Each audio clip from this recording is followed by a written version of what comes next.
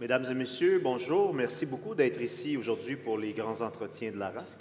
Nathalie, merci d'avoir accepté cette invitation. Plaisir.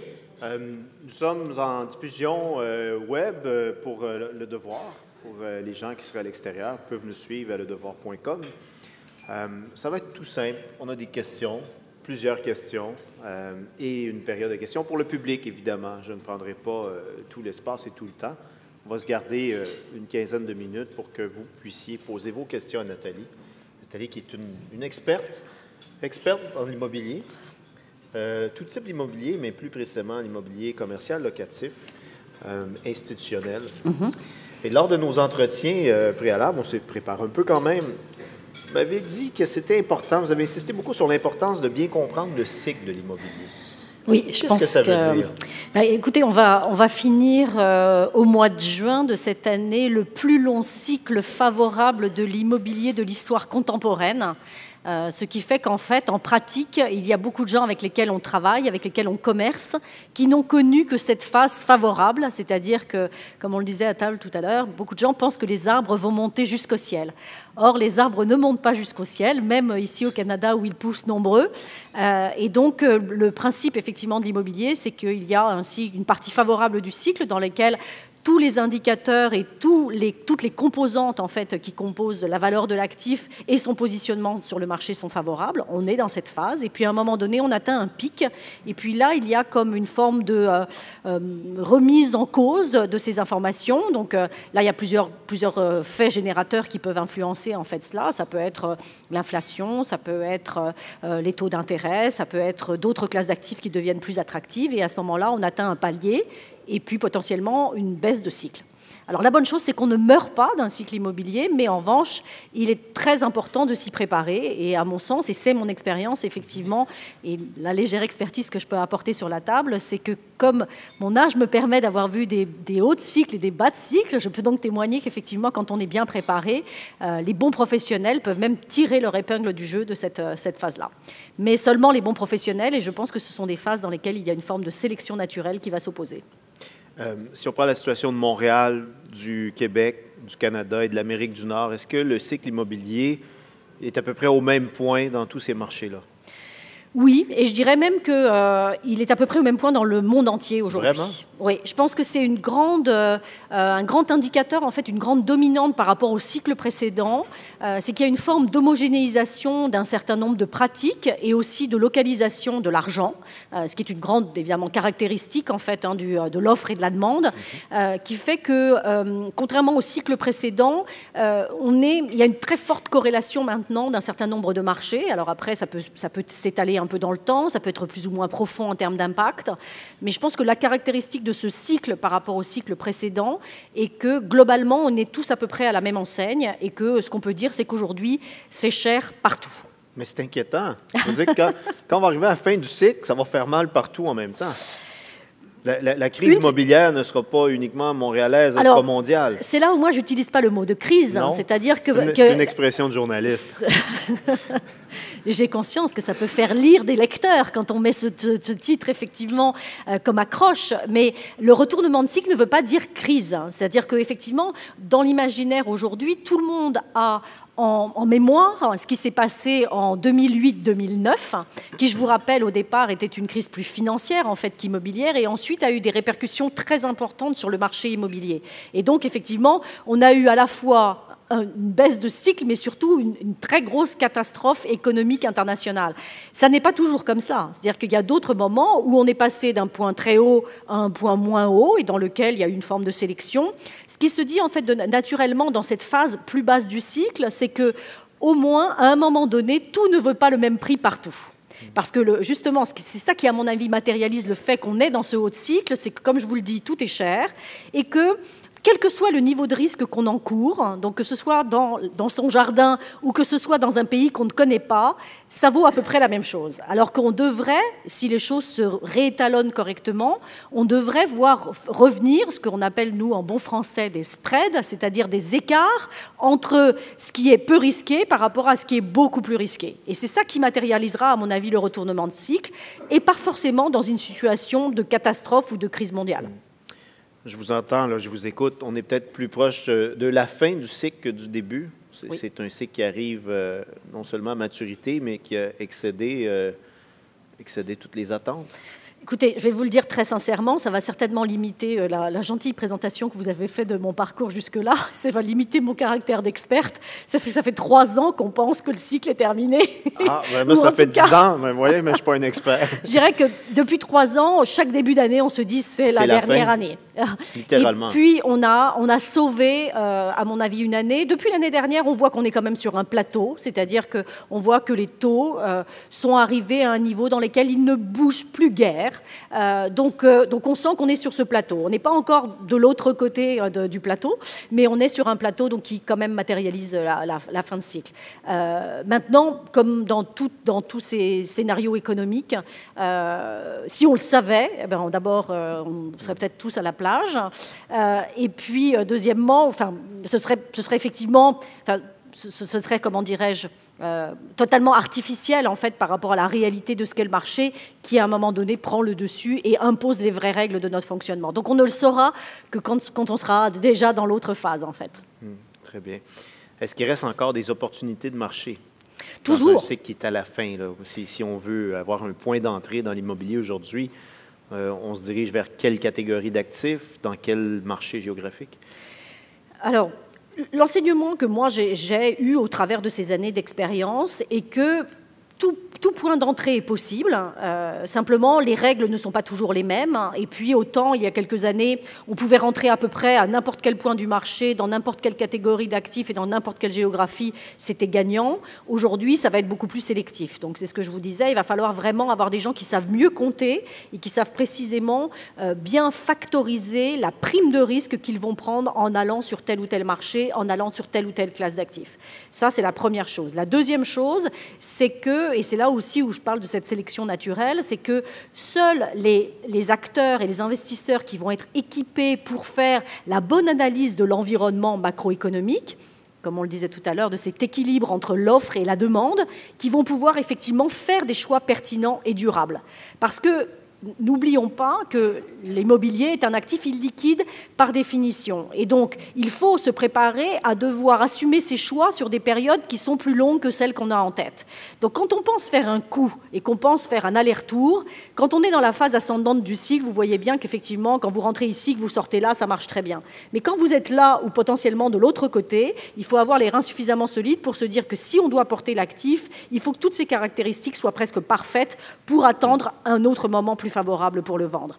Et c'est là où il va falloir effectivement vérifier qu'on n'est pas juste dans un effet de mode ou de saveur du mois, mais dans un effet durable qui effectivement est un vrai, à mon sens, et c'est en cela moi que j'aime beaucoup l'immobilier, qui est un vrai équipement de notre environnement, un vrai équipement du monde, et dans lesquels en fait, et c'est d'ailleurs pour ça que je pense qu'il y a une vraie convergence dans la responsabilité sociétale et la manière dont on peut également faire de la performance, c'est quand on pose un acte long terme, durable, performant, qui va nous permettre effectivement de porter, quel que soit le niveau du cycle, l'actif en question.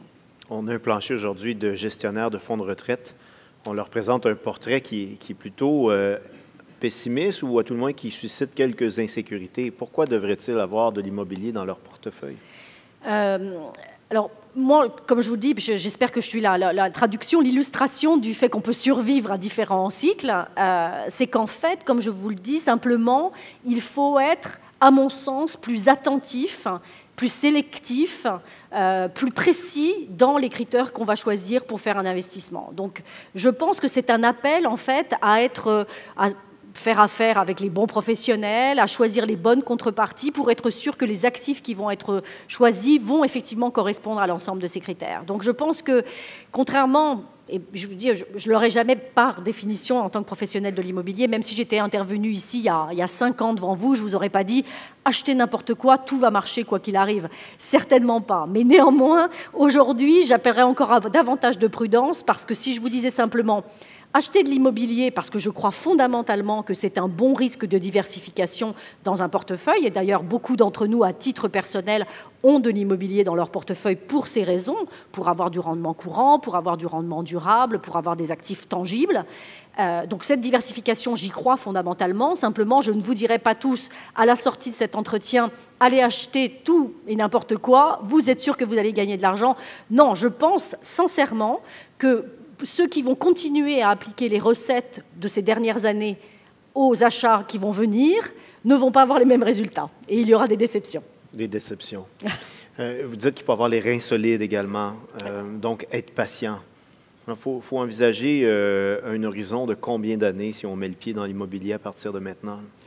Si on fait, je dirais, de l'immobilier traditionnel, c'est-à-dire de l'achat pour de la vente, sans avoir de développement, et je vais revenir sur cette deuxième partie, je dirais que l'horizon traditionnel que nous, on s'accorde est au moins 5-7 ans. Donc vous voyez, c'est quand même long. C'est une industrie à forte intensité capitalistique. Il faut beaucoup de capital. C'est en cela que c'est une industrie qui est aussi sélective, parce que pour mettre beaucoup de capital, il faut avoir effectivement une structure de bilan très solide. Il faut, comme je le disais, être prêt à assumer potentiellement qu'on ne vendra pas exactement quand on avait prévu de le faire. Et puis quand on fait du développement, ce qui est une façon de gagner davantage d'argent, puisque c'est aller chercher le produit en amont, donc construire à partir de zéro, ou rénover un actif existant, ou repositionner un actif existant. Aujourd'hui, ça se fait beaucoup, du commercial qui peut devenir de l'habitation, du centre commercial qui peut devenir de la logistique. À ce moment-là, il faut plutôt aller vers du 10-12 ans. Donc, comme vous le voyez, effectivement, ça n'est pas accessible à tous. On m'a appris qu'il y avait 3 facteurs importants, 3 critères à observer avant de prendre une décision en immobilier. C'était 1, la localisation, 2, la localisation et 3, la localisation. Est-ce que c'est un cliché, ça, ou c'est encore vrai? Non, on a été formés dans les mêmes écoles. C'est simple comme ça. Mais ce qui prouve aussi. Que les bonnes pratiques sont internationales. Donc, vous voyez qu'en immobilier, effectivement, on peut faire de l'immobilier ici ou ailleurs en appliquant cette règle. Elle fonctionne bien. J'en ajouterai une, toutefois récemment, si je puis me permettre, c'est que ma conviction est qu'en fait, dans cet aspect de localisation, on a beaucoup insisté au cours de ces dernières années sur le fait qu'on procurait de l'espace. Donc on le louait ou on le vendait. Aujourd'hui, la tendance est plutôt que l'on va louer ou vendre des services. Et donc, en fait, la localisation elle-même ne va pas être la clé ou l'unique clé de la réussite de ce nouveau modèle, dans lequel, en fait, un occupant, donc c'est pour ça que je dis un occupant, parce que c'est neutre, qu'il achète ou qu'il loue, il va vouloir tout un tas d'accessoires qui deviennent d'ailleurs de plus en plus le principal par rapport à cette localisation. Donc, il va vouloir être à proximité des transports, il va vouloir avoir un service d'accès à une forme de conciergerie, donc pour avoir accès facilement à de la nourriture, à des services sur son lieu de travail. Donc toutes ces données-là, qui n'existaient pas, très sincèrement, j'ai l'impression, et je fais l'autocritique de notre propre métier, je l'ai déjà dit dans d'autres forums, j'ai l'impression qu'en fait l'immobilier est probablement la classe d'actifs qui s'est le moins sophistiquée depuis la Seconde Guerre mondiale jusqu'à la dernière décennie. Vraiment? Je pense sincèrement qu'on a plus ou moins fait la même chose entre effectivement la Seconde Guerre mondiale et puis le début des années 2000.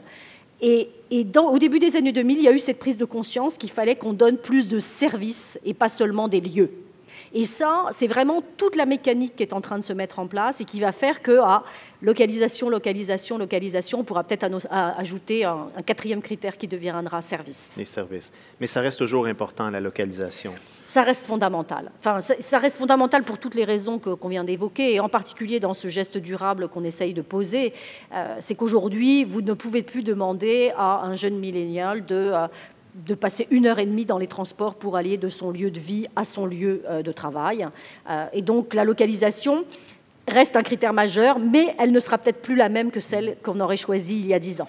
Alors, l'immobilier est un peu entraîné dans l'économie de service, qui est de plus en plus fréquente. Définitivement. Effectivement, on appelle hospitalité, en fait, qui est un petit peu plus loin que la seule hôtellerie, mais qui est une source d'inspiration très importante, en fait, pour tous les métiers et toutes les classes d'actifs de l'immobilier, que ce soit pour le résidentiel, mais aussi pour les immeubles de bureaux.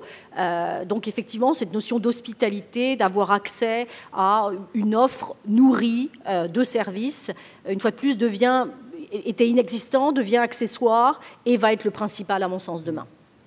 Avant de prendre une décision d'investir en immobilier, quels sont les critères à observer, la grille d'analyse que vous appliquez? Alors, on vient d'en citer déjà 2. Moi, je réinsisterai sur les transports. Je pense que c'est crucial. Transport collectif ou routier? L'accès au transport. C'est-à-dire que je pense qu'aujourd'hui, ça va être un critère qui va être particulièrement important, à la fois pour des raisons de responsabilité sociale par rapport à notre environnement, mais aussi, une fois de plus, parce que je pense que cette notion de commuter d'un endroit à l'autre devient maintenant même plus un sujet d'intérêt. Je pense qu'il y a beaucoup de jeunes qui, en fait, préfèrent ne pas prendre un travail parce que c'est trop loin de chez eux, alors que dans notre génération, on a fait ce qu'on nous a demandé de faire, et puis s'il s'agissait de faire 1h30 de transport, on faisait 1h30 de transport. Aujourd'hui, c'est un vrai choix. Les gens préfèrent renoncer, en fait, à un certain nombre de choses pour ne pas avoir à faire cela. Donc, je pense que l'infrastructure de transport va être importante. Je dirais que de manière générale, d'ailleurs, c'est pas un hasard s'il y a beaucoup de rapprochements entre l'infrastructure et l'immobilier dans beaucoup de fonds à l'échelle internationale. Je pense que cette notion, effectivement, de rapprochement de l'immobilier, là aussi comme une donnée de l'urbanisation, avec l'infrastructure qui est une donnée fondamentale de l'urbanisation, va être une tendance assez lourde. À quel genre de rendement on peut s'attendre? Et on pourrait répondre à cette question-là de manière multiple. Rendement selon la catégorie d'actifs immobiliers qu'on va privilégier. Oui, alors je pourrais raisonner en fourchette, en fait, oui. Puisque effectivement, on pourrait essayer d'embrasser, et plutôt dans la méthode ou dans la mécanique. En fait, on peut partir assez simplement, en fait, d'un rendement obligataire comme étant un peu la base. La référence. Voilà, c'est la réflexion. Donc déjà, je ne rêve pas en pensant que l'immobilier se comporte grosso modo comme une obligation d'épargne sur le long temps de l'histoire. C'est là où, à mon sens, on doit exiger quelque chose au-delà de ça, et c'est ça que je pense qu'on a un peu oublié récemment. Okay. Alors, vos fourchettes. Mais personnellement, sur la base de cette obligation, moi, j'attribuerais une prime de risque, et c'est cette prime de risque qui va aller, on va dire, de 1% quand on est dans un pays parfaitement civilisé comme le Québec, à davantage quand c'est un pays qui est moins développé, moins liquide, moins sophistiqué sur le plan à la fois de la transparence des transactions et puis aussi sur les volumes et les transactions qui sont faites année après année. Donc ça peut aller, je dirais, entre 1 et peut-être 3, 3,5, peut-être même 4 dans certains cas et dans certaines catégories d'actifs. C'est le cas par exemple pour du développement où on a forcément une exigence plus importante parce qu'on prend un risque complémentaire. Donc je pense que, voilà, en moyenne, on va dire, il faut au moins exiger 200 à 300 BP, points de base, pardon, pour au-delà d'une obligation. Ça, je pense que c'est le prix normal de l'immobilier. Le reste, il se peut que ponctuellement, on ne paye pas cela, mais ce n'est pas normal. Ça n'est pas la norme. C'est là où je pense qu'on s'est habitué à ces critères-là comme étant le nouveau normal, alors que ça ne sera pas le cas. À un moment donné, inévitablement, on va revenir au fait que c'est plus compliqué et donc c'est plus cher. Et donc, on doit avoir une exigence en matière de rendement qui est supérieure sur l'immobilier que sur, effectivement, une simple obligation d'État. À comparaison égale, c'est-à-dire dans un même territoire, est-ce que la fourchette de rendement va varier selon qu'on est dans l'immobilier institutionnel, locatif, résidentiel ou commercial?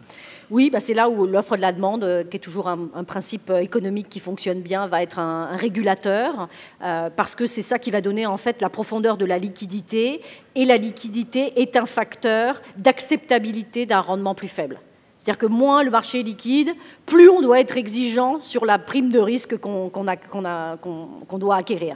Et donc ça aussi, on ne se rend pas toujours compte parce que là, à peu près tout se vendait ces dernières années. Si à un moment donné, les ventes se font moins facilement, et là, nous, on commence à le sentir. On voit bien qu'il y a 2-3 ans, certaines ventes qu'on mettait sur le marché, on pouvait avoir 12, 14 acheteurs. Aujourd'hui, sur des actifs qu'on met et pour lesquels on a pourtant des valeurs encore tout à fait intéressantes, mais on a à la fin des temps que 2-3 acheteurs potentiels. Et pour situer l'auditoire, on parle de quel genre d'actifs, sans faire dans le nominatif, mais... Aujourd'hui, je dirais que le ralentissement, il vient plus sur le marché bureau, parce que c'est une question d'équipement, en fait, là aussi, offre-demande. C'est-à-dire qu'on a beaucoup construit de bureaux ces dernières années. Donc, il y a des localisations sur lesquelles, en fait, le niveau d'équipement est à peu près à son maximum. Donc, il n'y a pas de demande, en fait, d'un montant complémentaire. Donc, en fait, on s'échange entre nous les parts de marché. Sur le résidentiel, il y a encore une très forte demande parce qu'à mon sens, il y a encore une inadéquation entre l'offre et la demande. C'est-à-dire qu'on n'a pas encore construit le type d'immobilier qui va être nécessaire pour la génération qui vient. La manière en fait dont ces jeunes vont vouloir vivre en termes, voilà, est-ce qu'ils vont plutôt vouloir être locataires, probablement que propriétaires comme notre génération. Ces tendances-là ne sont pas encore complètement adressées, donc il y a encore un décalage entre les deux. Et puis il y a une nouvelle classe d'actifs qui émerge de manière très explicite, qui est l'industriel ou la logistique, quel que soit le nom qu'on lui donne, qui est vraiment là un phénomène structurel en fait d'équipement nécessaire compte tenu du mode de consommation et du fait que quand on consomme en ligne, il faut qu'il y ait forcément un entrepôt qui soit caché quelque part. Et donc ça, c'est vraiment l'émergence d'une nouvelle classe d'actifs sur laquelle, en revanche, ce qui est tout à fait notable, c'est que, contrairement au résidentiel et au bureau sur lequel la courbe a été comme cela, c'est-à-dire que en fait, les attentes ont été construites petit à petit, la logistique passe directement, et c'est comme s'ils avaient sauté 3 marches. Exactement. Et donc, en fait, on voit qu'on est déjà sur des taux de rendement, en fait, sur la logistique qui sont très faibles par rapport à ce qu'on aurait pu penser et qui probablement ne remonteront jamais là où ils étaient il y a 10 ans, parce qu'on est sur une nouvelle classe sur laquelle il y a beaucoup d'argent. Et donc là aussi, l'offre et la demande en matière de capital investi jouent en la faveur de cette classe d'actifs. Sachant qu'on est à la fin d'un cycle qui est prolongé, que les taux ne sont pas si attrayants que ça et que la bourse va quand même bien, la bourse va faire des rendements intéressants, pourquoi se donner le risque d'avoir de l'immobilier dans son portefeuille?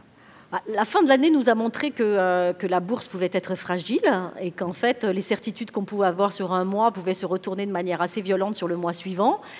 Donc je pense que cette notion de volatilité importante sur d'autres classes d'actifs, et puis je ne suis pas là pour dénigrer les autres classes, parce que je pense que tout ça, c'est une question d'équilibre à l'intérieur du portefeuille, mais très clairement, l'immobilier apporte une forme de diversification à mon sens, durable, qui, une fois de plus, doit être bien pesé, donc il faut prendre des bons critères d'entrée, mais qui, après, est une composante qui apporte du rendement courant, qui apporte une protection contre l'inflation, que d'autres classes d'actifs ne procurent pas. Donc, quand c'est de l'immobilier, comment on dit en français, au bon prix, j'allais dire pricé, c'est mon côté français, vous voyez, je rechute de temps en temps. De temps en temps, on va vous accompagner là-dedans.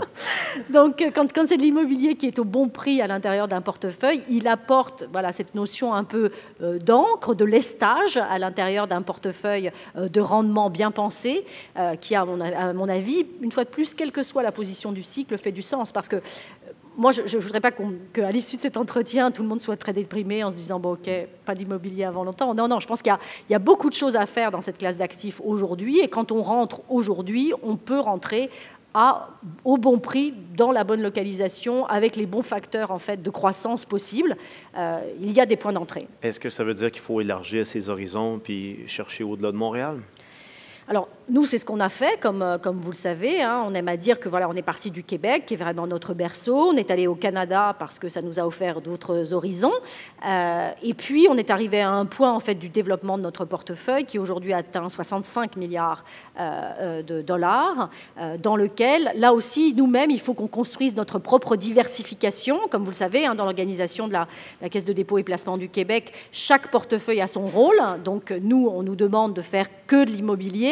Mais à l'intérieur de l'immobilier, rien ne nous empêche d'être intelligent et de faire toute la gamme. Donc, plus on est diversifié et plus on apporte de la solidité à l'intérieur même du portefeuille. Donc, cette diversification, à mon sens, elle a deux aspects, peut-être matriciels. Elle a un aspect de profondeur géographique, et donc, comme je le disais, ça nous a amené en dehors du Canada. On est allé, bien sûr, de manière plus récente dans les pays émergents, avec déjà des succès qu'on commence à engranger en Chine, en Inde en particulier. J'étais moi-même en Inde il y a quelques semaines. Donc, c'est des pays sur lesquels le potentiel est colossal. Le risque attaché est aussi important, il ne faut pas se leurrer. Faire de l'immobilier depuis Montréal à Mumbai nécessite d'avoir une équipe, nécessite d'avoir des partenaires, nécessite donc vraiment des règles très précises et sur lesquelles je pense qu'il ne faut renié à aucun moment. Donc ça, c'est la première diversification. La deuxième, c'est d'aller du direct total, c'est-à-dire qui était aussi notre histoire, c'est-à-dire que nous, avec nos centres commerciaux au Canada, on avait l'habitude d'opérer nos actifs parce que c'était chez nous, et donc on avait la possibilité de bien comprendre ce qu'était le tissu économique local. Et puis, on a vu que quand on s'est éloigné de nos bases, on est allé dans des partenariats dans lesquels on a pris une participation seulement, et puis on est allé même à l'autre bout du spectre complet, qui est de prendre des parts dans des fonds. Et donc là, on voit que pour atteindre certaines géographies, certaines classes d'actifs, certaines typologies de risques, on a davantage d'intérêt en fait à se servir d'une autre plateforme qui existe, plutôt de la recréer nous-mêmes, parce que ça coûterait cher, ça prendrait du temps, ce serait risqué. Donc nous, on s'est octroyé la possibilité en fait d'être sur la totalité du spectre, c'est-à-dire s'en remettre aux meilleurs professionnels dans toute la gamme. Ça peut être nous, mais ça peut être d'autres de nos partenaires quand on pense qu'ils sont mieux équipés que nous pour le faire. D'accord. Et à quoi s'intéresse la Caisse de dépôt actuellement pour optimiser son portefeuille? À mon sens, la même chose que ce que je viens de dire, c'est-à-dire d'avoir la possibilité d'avoir vraiment la totalité de la gamme et ainsi d'offrir un risque qui est une composante de risques différents. Et comme on le disait tout à l'heure, à l'intérieur de l'immobilier, il y a de plus en plus de corrélations, mais il y a encore des décorrélations entre les différents portefeuilles de la Caisse. Donc cela, ça permet d'offrir des couples risque-rendement qui ne sont pas au même positionnement dans la courbe, qui ne sont pas au même niveau pour les déposants, et donc ainsi peuvent faire leur marché et choisir la composition idéale de leur portefeuille par rapport à leur horizon de détention, parce que ça c'est important, et par rapport à leur appétit pour le risque, ça aussi c'est à eux de le déterminer. Donc je pense qu'aujourd'hui on est arrivé vraiment dans un fonctionnement dans lequel chaque composante apporte ses forces, et puis on essaye de plus en plus, et c'est vraiment le travail qui est fait depuis ces dernières années à la Caisse de manière très intensive, de voir tous les ponts et toutes les synergies qu'il peut y avoir entre les différents portefeuilles. C'est sûr que c'est une grande force de la Caisse de pouvoir avoir l'ensemble de ces portefeuilles autour d'une même table, et puis ainsi d'essayer de partager nos expériences et nos forces. Est-ce que ces portefeuilles-là viennent avec des obligations minimales de rendement? Oui, bien sûr, on est tous associés en fait à des obligations qui sont celles d'ailleurs qu'on communique à nos déposants et sur lesquelles nous sommes rémunérés. Donc en fait, il y a un vrai alignement d'intérêts sur la cible qui est délivrée comme étant celle que nous devons atteindre et celle sur laquelle si on échouait, eh bien on aurait une sanction directement sur notre rémunération. Donc je pense que le système est très étanche, hein, il est bien pensé de façon à ce qu'on soit tous alignés sur le même objectif à l'intérieur de la Caisse et des équipes de chacun des portefeuilles. Il y a une prime à la prise de risque. Le rendement va être meilleur si on s'en va dans des marchés émergents, dans des pays moins développés. Mais à l'opposé, on peut se retrouver dans des régimes qui sont parfois oppressifs, où la règle de droit, la primauté du droit n'est pas aussi établie qu'ici, que vous qualifiez de pays civilisés ou avancés. Comment on réconcilie l'attrait du rendement, qui est important pour un gestionnaire de fonds, avec la préoccupation éthique qui a son importance aussi dans un monde sans frontières de nos jours? Moi, je pense qu'il y a un stade dans lequel c'est blanc ou noir. C'est-à-dire qu'il y a des endroits dans le monde ou des pratiques sur lesquelles, quel que soit le niveau de rémunération attendu, espéré, nous n'irions pas. Et nous n'allons pas, d'ailleurs, effectivement. Donc, c'est pour nous, il y a comme une sorte de premier critère, en fait, c'est comme un arbre de décision. Et le premier niveau, c'est est-ce acceptable? Est-ce que ça passe effectivement la règle éthique de gouvernance, de pratiques anticorruption, de pratiques évidemment liées à toute forme de blanchiment, de trafic. Donc, ça, c'est pour nous, c'est une règle absolue. Si ça doit de près ou de loin, et on fait beaucoup de travail, hein, d'études de notoriété, de respectabilité, pour s'assurer que les critères d'éthique et de gouvernance sont assurés. Si on ne passe pas cette première étape, on n'arrive même pas à la discussion sur le prix. Si on passe cette première étape, après, là, effectivement, il y a une grille d'analyse sur on va dire la maturité de notre partenaire, la maturité du projet, et puis après tous les critères habituels de l'immobilier qui font qu'on ajoute des montants les uns aux autres, et puis c'est ça qui nous donne la prime globale. Donc on est vraiment dans un système, vraiment, comme je vous dis, dans un arbre de décision. Chaque couche est analysée. La première, c'est blanc ou noir. La deuxième, c'est plus ou moins. Et puis, c'est là où on construit des briques. Et à la fin, on dit, ben voilà, pour ce type de projet, à cet endroit, et compte tenu de l'ensemble de ces caractéristiques, j'ai une exigence d'au moins. Donc, et puis là, ça dépend vraiment beaucoup d'un pays à l'autre. Et spontanément, est-ce qu'il y a des marchés ou des pays qui sont déjà sur la liste des pays avec lesquels on ne transige pas? Il y en a forcément. Enfin, et puis là, je pense que c'est des pays généralement admis. Donc, je ne crois pas qu'on communique vraiment officiellement sur ces pays. On peut toujours donner une chance à tout le monde de s'améliorer ou de se rattraper. Donc, on ne diffuse pas de liste noire. C'est une partie de l'analyse qui se fait in camera, derrière des portes closes. Exactement. En revanche, après, on a un certain nombre de pays avec lesquels on accepte de transiger, a priori, s'ils respectent tous les critères. C'est-à-dire qu'on voit bien que parfois, dans certains pays dans lesquels on a effectivement, on va dire, du commerce déjà établi, que ce soit avec le pays, entre pays, Canada versus cette puissance, mais aussi dans des flux, on va dire, de balance commerciale traditionnelle, nous, on peut ne pas trouver des critères de gouvernance suffisants pour avancer. Donc, on peut trouver effectivement, il y a encore beaucoup de pays dans le monde, malheureusement, pour lesquels les critères de corruption sont encore pas exactement au standard où on le souhaiterait. Et donc, on voit que ce sont pour nous des points sur lesquels on ne peut pas transiger. Ce qu'on constate, c'est malheureusement deux tendances qui sont presque un peu contradictoires. C'est qu'il y a le milieu des affaires, en fait, souvent s'améliore, on va dire, de manière générale, alors que on va dire, l'habillage politique devient même parfois un peu choquant. Et c'est là où c'est compliqué, parce que parfois il pourrait y avoir une forme de cynisme en fait, dans le monde des affaires, à se dire après tout, si ça fonctionne et puis que c'est lucratif, ça va bien, alors qu'on voit des choses qui pourraient paraître absolument, enfin qui devraient nous paraître absolument inacceptables sur le plan politique. Mais on est dans un monde dans lequel il y a ce paradoxe et on vit ce paradoxe vraiment au quotidien. Et dans les premiers cycles de la mondialisation, on a pensé que faire avancer les droits corporatifs serait une façon de faire avancer les droits humains. C'est un peu l'argumentaire que beaucoup de politiciens de gauche ou de droite ont utilisé pour justifier des relations commerciales avec des pays qui étaient répressifs. Est-ce qu'on ça a donné fruit, ça? Ça a porté fruit? J'avoue, et puis je reste quand même promoteur moi-même de cette idée à laquelle je crois, et je le dis souvent. Je pense que ce sont des grandes institutions comme les nôtres qui doivent montrer l'exemple, parce qu'on a cette responsabilité d'être riche et d'être bien portant. Et donc, de ce fait, on doit porter la bonne parole, et ça devrait structurer le monde.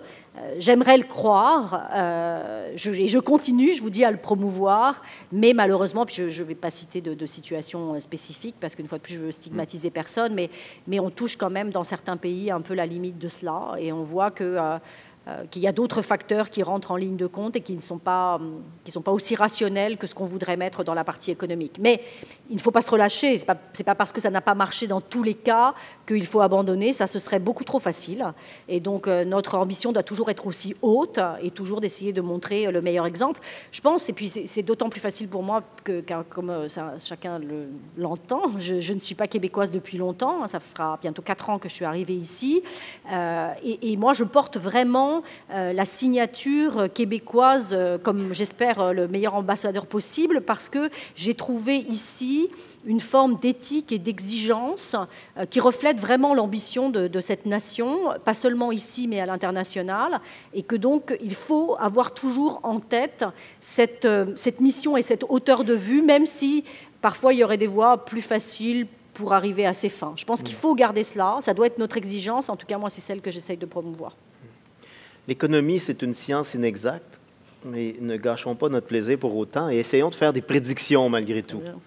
Le marché de l'immobilier, vous le voyez où dans 5 ans? Surtout, ne prenez aucune note. Non. On est entre nous, mais si on avait à faire des prédictions sur l'état de l'immobilier en 2024, que diriez-vous? Que voyez-vous dans votre boule de cristal? On n'en a pas, c'est ça le problème. Sinon, on en aurait acheté une déjà ou plusieurs. Mais on n'a pas trouvé de commerçants qui vendaient des bonnes boules de cristal. Personnellement, moi, je suis sur un scénario, et puis ces derniers mois ont plutôt confirmé cela, qui est un peu mitigé, c'est-à-dire dans lequel il n'y a pas vraiment de tendance qui s'affirme. On l'a vu, les taux sont montés, puis les taux sont redescendus, puis maintenant, puis on avait dit attention, la menace de l'inflation, puis finalement, il n'y a pas d'inflation. Et puis, donc, on est dans un scénario dans lequel tout le monde se regarde un peu en chien de faïence. En particulier, vous ne dites pas ça, chien de faïence, mais vous voyez ce que je veux dire? Ça se dit, oui, ça se dit très bien. Enfin, vous voyez l'idée, dans laquelle, en fait, on est dans c'est la première période après toutes les mesures de quantitative easing qui ont été mises en place par les banques mondiales. C'est-à-dire que c'est la première fois de toute l'histoire du monde où on se retrouve après cette à la fois injonction, une injection et puis, de capitaux. À la fois injection et puis ingestion aussi, ça marche dans les deux sens, de beaucoup de capital, qui a fait qu'on a vécu en fait dans un monde presque artificiel, dans lequel on s'est adapté. Puis on a tous pris des méthodes qui étaient en phase avec cela. Et puis c'est la première fois qu'on se retrouve dans cette période après toute cette avalanche de nourriture. C'est un peu comme un lendemain de fête, vous voyez. Et en fait, ce qu'on ne sait pas encore, c'est si on va continuer à être alimenté ou si on va tout à coup un jour nous couper complètement toute forme de nourriture. Et donc, en réalité, on ne sait pas. Enfin, honnêtement, je pense que on ne sait jamais, mais là encore moins que d'habitude parce qu'on n'a jamais été dans cette configuration-là. Donc, de ce fait, on voit bien, par exemple en Europe, la Banque centrale a été tentée, dès qu'on a commencé à avoir des signes de ralentissement, de dire « je suis là, ne vous inquiétez pas, je vais continuer à vous nourrir », puis à continuer à lancer de la nourriture. On ne sait pas ce que la Banque fédérale américaine fera.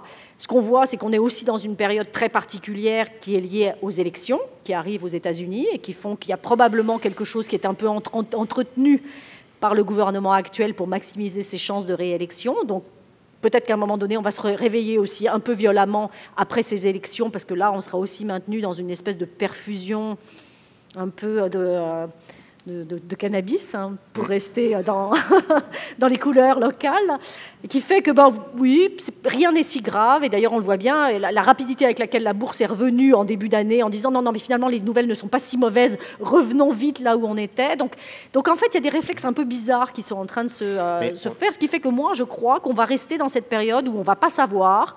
Et d'une certaine façon, vous allez trouver ça horrible, mais ça ne donne pas la vérité des choses. C'est-à-dire que pour nous, les vrais professionnels, il n'y a rien de mieux en fait que d'avoir une situation dans laquelle enfin les prix vont s'afficher tels qu'ils doivent être. Et ça permet de faire un tri. Parce que, je vous le disais à table, ce dont on a souffert, nous, dans l'immobilier, c'est l'arrivée de beaucoup de gens qui, tout à coup, se sont improvisés comme spécialistes de l'immobilier, mais qui ne l'étaient pas. Et c'est eux qui ont tiré, en fait, les prix beaucoup vers le bas. Parce qu'ils ont accepté de faire des transactions à des prix qui n'étaient pas normaux, mais qui leur allaient bien. Et tous ces gens-là, on sait bien, ne peuvent pas faire face à des critères plus compliqués, à un monde plus difficile. Et donc, cela, s'il disparaissait de l'environnement, ferait qu'on reviendrait en fait sur un monde plus codifié, plus normatif, qui, à mon avis, serait plus sain. Mais malheureusement, si on reste dans cet entre-deux, on risque de rester dans un monde pas très clair. Dois-je décoder qu'on vit présentement dans une bulle de l'immobilier? Je dirais que de manière générale, on vit dans une bulle. Parce que c'est ce que je disais. On a bulle créé... post-2009. Ah oui, on a fêté déjà les 10 ans on a vraiment nourri à l'hélium cette bulle depuis ces 10 dernières années, dans laquelle, effectivement, on a injecté du capital, on a injecté des nouvelles, et pas seulement dans l'immobilier, mais de manière générale, on a été gonflés un peu tous, et puis la preuve en est, c'est que beaucoup de gens maintenant pensent que ce qui se passe actuellement et ce à quoi on a à faire face, c'est la norme. Alors que ça ne devrait pas être le cas. Donc je ne crois pas que l'immobilier soit une classe d'actifs qui, de ce point de vue-là, soit à un niveau de risque ou de maturité plus avancé que les autres. Quand je disais tout est cher dans le monde, dans l'immobilier, j'aurais pu dire tout est cher tout court. Si vous regardez toutes les classes d'actifs, tout est cher. Regardez la bourse. Vous allez voir très très vite, vous allez trouver un certain nombre de valeurs sur lesquelles, quand vous regardez les multiples, quand vous repensez aux fondamentaux, vous vous dites « Ok, est-ce que ça veut vraiment ça ? Est-ce que ça va valoir encore plus ? Et je pense que vous allez voir qu'il y a beaucoup plus d'interrogations que de réponses. Donc, pour ça, je ne pense pas qu'on soit plus mal lotis que les autres. Non. Est-ce qu'on est plus à risque, sachant que les grandes liquidités que les gouvernements avaient sous leurs mains en 2009 ne seront peut-être plus là pour la prochaine crise? Et sachant aussi qu'on est passé d'un monde de multilatéralisme à un monde de protectionnisme et de populisme. C'est sûr que l'aspect géopolitique est probablement la principale menace à laquelle on va devoir faire face.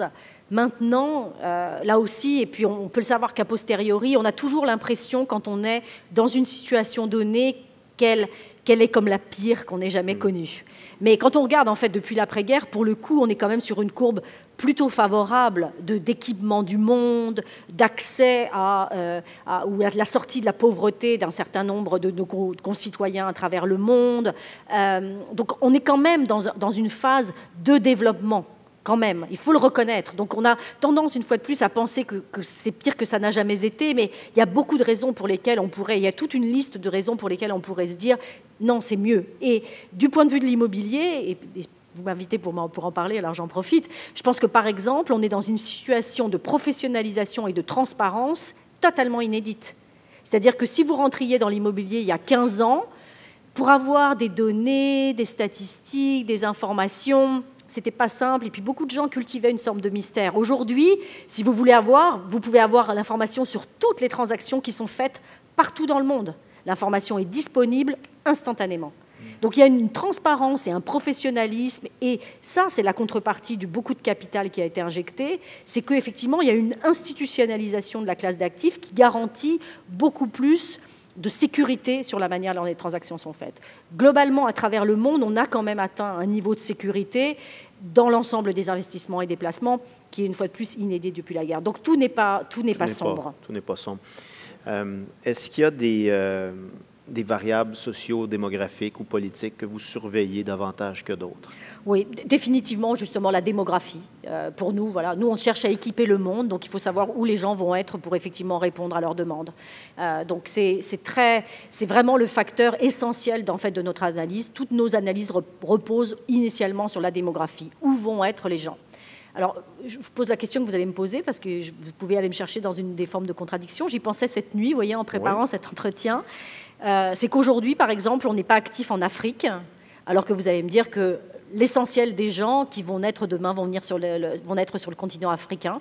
Et c'est là où c'est la limite en fait, de notre capacité d'intervention. Pour nous, qui avons la lourde responsabilité de gérer l'argent des Québécois, c'est qu'on doit le faire avec un niveau de risque et un niveau de liquidité suffisant. Et qu'aujourd'hui, un continent comme l'Afrique, même s'il répond à toutes les cases positivement sur l'aspect démographique, ne répond pas du tout à toutes les cases de l'autre côté de l'équation. Il y a des joueurs internationaux assez influents qui ont investi l'Afrique aussi, notamment la Chine, la Russie. Oui. C'est des acteurs étatiques avec lesquels il est difficile de rivaliser parfois, n'est-ce pas? C'est-à-dire qu'ils ont certainement d'autres arguments que les nôtres, et puis ils ont peut-être aussi, je pense particulièrement aux Chinois, c'est très clair dans les affaires, ça se sent vraiment, quand vous travaillez avec un Chinois, c'est très clair. La notion de millénaire est une vraie notion de millénaire, c'est-à-dire qu'un Chinois, quand il dit qu'il est un investisseur long terme, il pense à des générations qui ne sont pas nées. Nous, quand on dit qu'on est un investisseur long terme, on pense à 5 ans.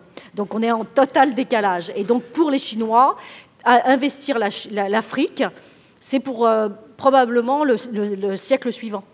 Et ça leur va bien, parce qu'en fait, à l'échelle de leur mode de fonctionnement, c'est tout à fait acceptable de faire ce chemin tranquillement. Nous, c'est un horizon sur lequel je pense que voilà, on n'a pas encore et ça me paraît bien en phase en fait avec le mandat qu'on a eu. On n'a pas cette latitude-là.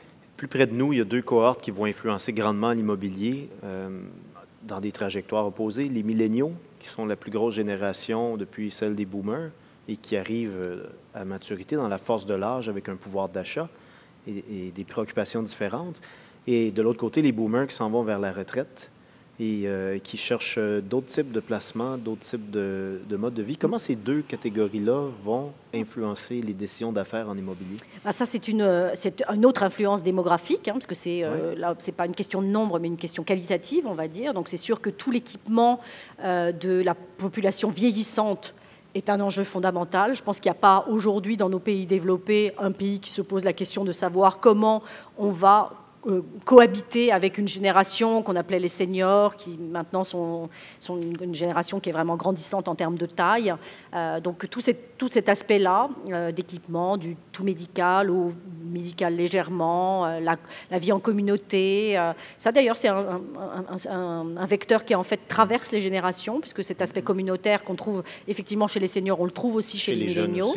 Je pense que la grande différence en fait entre les deux, c'est que chez les seniors, la notion domestique va être très importante et la manière dont on accompagne le 3e, 4e âge dans nos pays est très différente d'un pays à l'autre. Et ça va être très différent même dans les pays développés entre eux, mais c'est très différent. Aujourd'hui, par exemple, en Chine, il y a aussi un vieillissement de la population qui est une donnée importante. Alors que dans les milléniaux, ce qu'on constate, c'est que beaucoup de tendances sont totalement mondiales.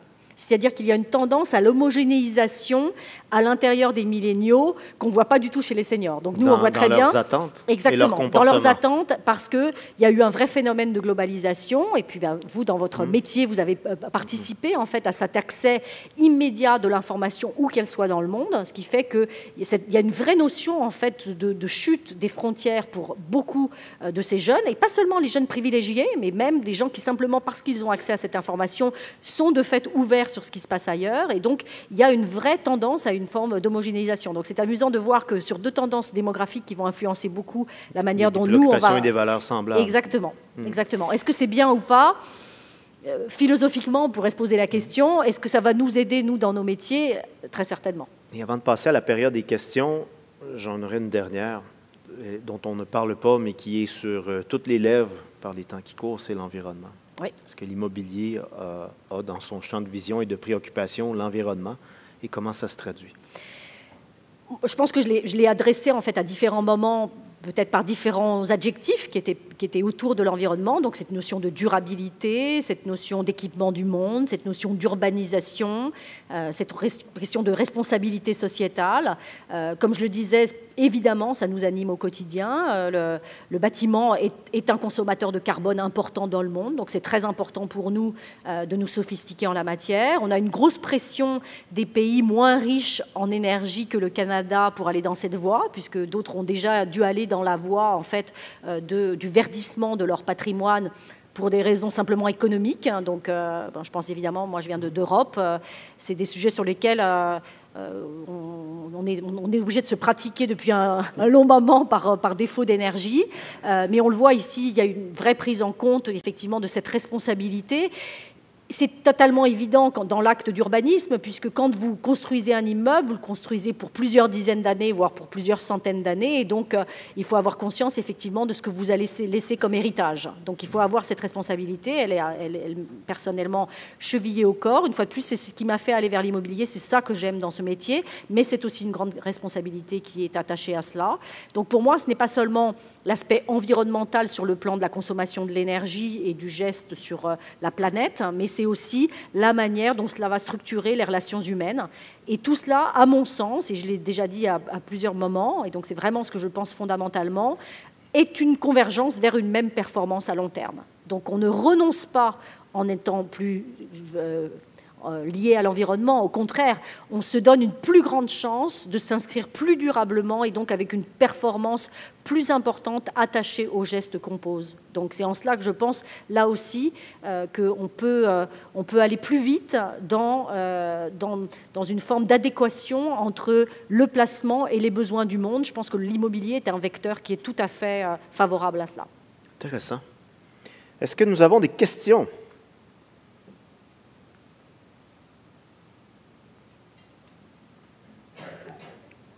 Par terre bien sage, mais on va les réchauffer graduellement. Oui. J'espère que vous n'êtes pas endormi, assommé. Peut-être juste pour continuer par rapport à l'environnement, est-ce qu'il y a des endroits dans le monde où si on parle de changement climatique, s'il y a des endroits où vous dites on ne va pas investir là parce qu'il y a trop de chances que ça soit inondé, par exemple, ou pas du tout? C'est pas quelque chose qui vous... Oui, bien sûr. Ça fait déjà longtemps. Et puis, je vais vous dire, on a, nous, une barre en fait, assez simple à passer, c'est l'assurance. Donc, en fait, nous, évidemment, compte tenu du risque que l'on prend, notre patrimoine est assuré à l'échelle mondiale. Et donc, nous, on a un test assez simple. Est-ce que l'immeuble ou le projet est assurable ou pas? Et donc là, les compagnies d'assurance ont tous les critères en fait, qui regardent l'évolution de l'environnement, l'inondabilité potentielle. Et donc ça, on le regarde, nous, depuis très longtemps. Donc, en fait, c'est un critère... Ça fait plusieurs décennies en fait, que c'est rentré dans notre mode de fonctionnement. Donc en fait, ce n'est pas une nouveauté, mais c'est déjà intégré dans nos modèles complètement. Oui, bonjour. Je suis avec le comité de fiduciaire du syndicat des débardeurs au port de Montréal. Vous connaissez sûrement le projet de Royal Mount. Oui. En fait, je voudrais avoir un peu votre opinion sur ça. On entend toutes sortes d'opinions, des gens qui sont pour, des gens qui sont contre, les impacts que ça peut avoir dans les investissements que vous faites. Est-ce que vous tenez compte, surtout dans ce cas-ci, c'est le cas d'un nouveau projet, de nouvelles constructions, nouvelle mixité? Peut-être voir qu'est-ce que vous pensez de ce projet-là, si possible. Merci. Je pense qu'il faut... c'est un sujet que je ne connais pas dans le détail, mais mon premier réflexe est celui dont on a parlé ensemble, c'est-à-dire qu'il faut vraiment revenir aux fondamentaux. C'est-à-dire qu'il peut y avoir toujours quelque chose de très tentant dans un nouveau projet, et puis ça dit toujours beaucoup sur la communauté, sur son dynamisme, sur sa vie. Mais je pense que comme on vient de sortir d'une période dans laquelle, ou peut-être on y est encore, je ne sais pas, d'une période extrêmement favorable, c'est là où il faut vraiment se reposer toutes les questions de base. Il ne faut jamais il faut résister plutôt à la tentation de se dire ça va marcher comme tout le reste. Non, je pense qu'il faut avoir vraiment la discipline de se dire revenons aux fondamentaux, reposons les questions de base, voyons si le modèle fonctionne quand on ajoute les différentes couches, comme je le disais tout à l'heure méthodologiquement, et c'est là où on a la réponse. Mais je pense qu'on est à un moment de l'histoire de l'immobilier de manière générale, et puis dans notre environnement proche ici, où il y a eu quand même beaucoup de choses qui ont été construites, sur lesquelles il faut se reposer la question. Est-ce que ça correspond, c'est une question assez basique, est-ce que ça correspond à un vrai besoin ?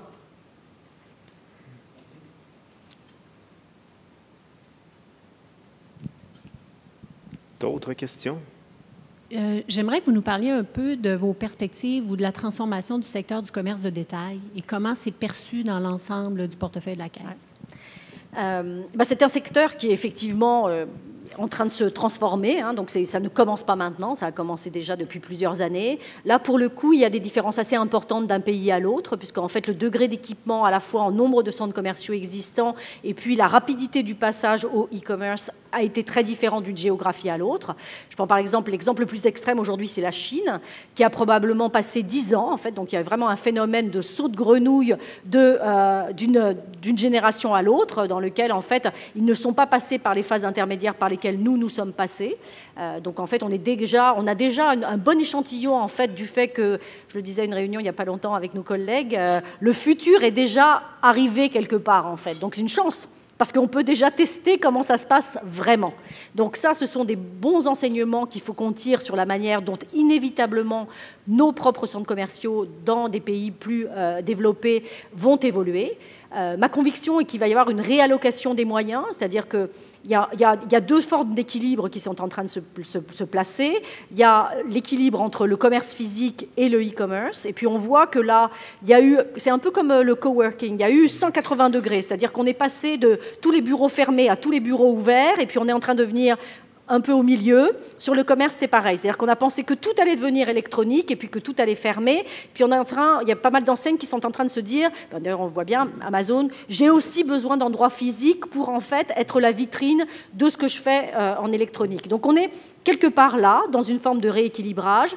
Donc ça, c'est la première tendance. La deuxième chose, c'est la manière dont le physique va évoluer et dont la répartition entre le chiffre d'affaires qui va revenir de la vente versus le chiffre d'affaires qui va revenir juste d'un mode de consommation de loisirs qui est en train de s'équilibrer aussi. Exactement. Donc tout cela, c'est l'expérience client, en fait, dans les deux axes, que ce soit sur l'axe de la répartition de la vie du centre lui-même ou de la répartition entre le tout physique et le tout électronique. Tout ça, c'est le multichannel, le multicanal, qui est en train de s'installer et sur lesquels, là, vraiment, on a des évolutions, j'allais dire quasiment mois par mois, mais qui déjà sont déjà connues. Donc, en fait, pour moi, c'est sûr que c'est un élément structurel de notre métamorphose, mais c'est un élément qu'on a déjà repéré depuis longtemps. Donc, quand on le sait, on peut penser qu'on a déjà mis un certain nombre de mesures prophylactiques pour faire face à cette tendance-là. Mais c'est sûr, là, pour le coup, qu'effectivement, le paysage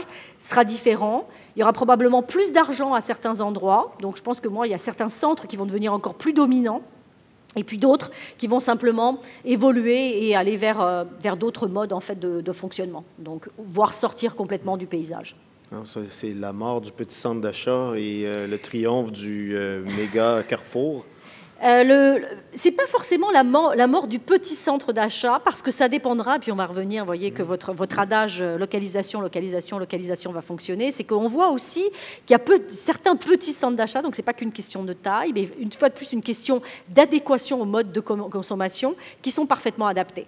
Et en fait, si c'est à proximité des transports, à proximité des lieux de vie, à proximité des lieux de travail, ça fonctionne très bien. Et ce n'est pas parce qu'il est petit ou gros qu'il fonctionnera plus ou moins bien. Mais c'est le fait d'être intégré dans une trame. Exactement.